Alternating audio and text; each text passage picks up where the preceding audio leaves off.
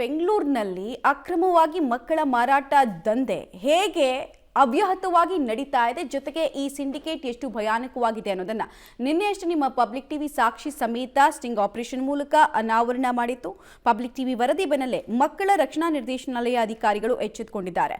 ಮಂಡ್ಯ ಜಿಲ್ಲೆಯ ಮಳವಳ್ಳಿ ತಾಲೂಕಿನ ಮಡಳಿ ದೊಡ್ಡಿಯ ಮನೆಯೊಂದಕ್ಕೆ ಮಾರಾಟವಾಗಿದ್ದ 1.5 ತಿಂಗಳ ಹಸುಗೂಸನ್ನು ರಕ್ಷಿಸಲಾಗಿದೆ. ಮುಂದಿನ ಕಾನೂನು ಪ್ರಕ್ರಿಯೆಗೆ ಮಂಡ್ಯ ಜಿಲ್ಲಾ ಮಕ್ಕಳ ರಕ್ಷಣಾಧಿಕಾರಿಗಳ ತಂಡಕ್ಕೆ ಮಗುವನ್ನ ಹಸ್ತಾಂತರ ಮಾಡಲಾಗಿದೆ. ಮಗು ಬಗ್ಗೆ ಮಳವಳ್ಳಿ ತಾಲೂಕಿನ ಹಲಗೂರು ಪೊಲೀಸರು ಮಾಹಿತಿಯನ್ನು ಕಲೆ ಹಾಕ್ತಾ ಇದ್ದಾರೆ.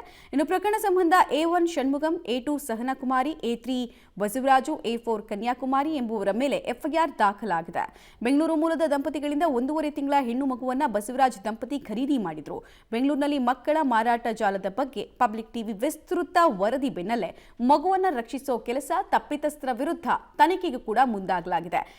ಅಕ್ರಮವಾಗಿ ಬಾಡಿಗೆ ತಾಯಂದಿರನ್ನ ಇಲ್ಲಿ ಈ ದಂಧೆಗೆ ಅಂತ ಹೇಳಿ ಬಳಸಿಕೊಳ್ತಾ ಇರೋದು ಕೂಡ ಗೊತ್ತಾಗ್ತಾ ಇದೆ. ಅದರಲ್ಲಿ ಕೆಲವು ಬುದ್ಧಿಮಾಂದ ಯುವತಿಯರನ್ನ ಕೂಡ ಈ ದಂಧೆಗೆ ಬಳಸಿಕೊಂಡಿರುವಂತಹ ಆಘಾತಕಾರಿ ವಿಚಾರ ಬೆಳಕಿಗೆ ಬಂದಿದೆ. ಘಟನೆ ಬೆನ್ನಲ್ಲೇ ಈಗ ಲಕ್ಷ್ಮೀ ಹೆಬ್ಬಾಳ್ಕರ್ ಅವರು ಕೂಡ ಪಬ್ಲಿಕ್ ಟಿವಿಗೆ ರಿಯಾಕ್ಟ್ ಮಾಡಿದ್ರು. ಅದಾದ ಬಳಿಕ ತಪ್ಪಿತಸ್ಥರ ವಿರುದ್ಧ ಕ್ರಮ ಕೈಗೊಳ್ಳೋದಕ್ಕೆ ಸುಮೋಟೋ ಕೇಸನ್ನು ಕೂಡ ದಾಖಲು ಮಾಡೋದಾಗಿ ನಿನ್ನೆ ಅಷ್ಟೇ ತಿಳಿಸಿದ್ರು.